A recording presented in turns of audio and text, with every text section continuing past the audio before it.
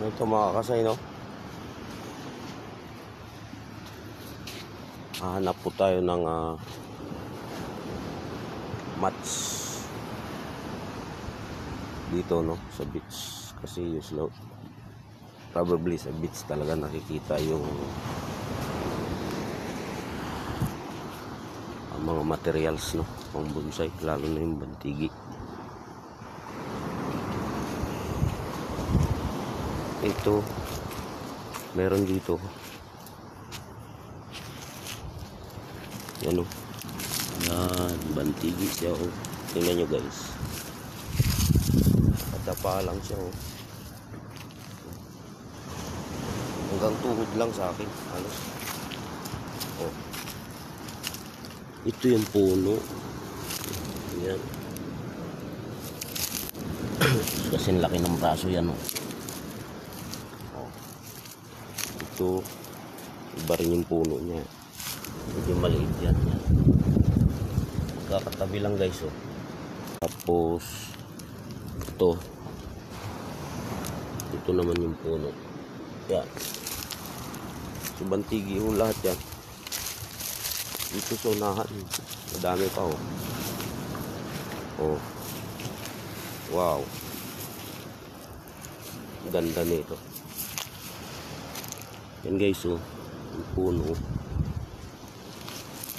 Ito pa sa unahan, kakatabi lang. So ito rin yung puno. Ayan. Wow.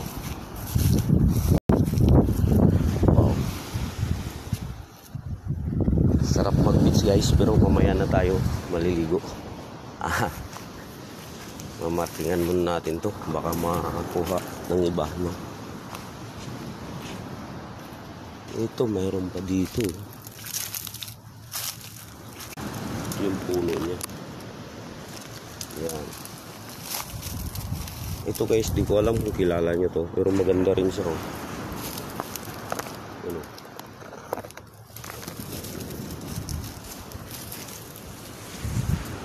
Yan, mga kasay. Ito sea grapes to. Yan, sea grapes. Wow. Ito siguro yung tinatawag na argaw dagat. Yan. No? So medyo masilaw dito sa beach, guys, no? Ito sea grapes din, no?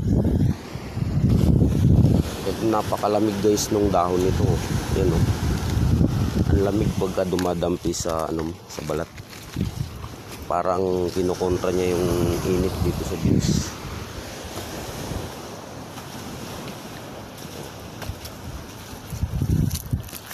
Ano, guys, ito po ulit ang inyong kabonsai. Sana magustuhan nyo po yung video. Salamat po.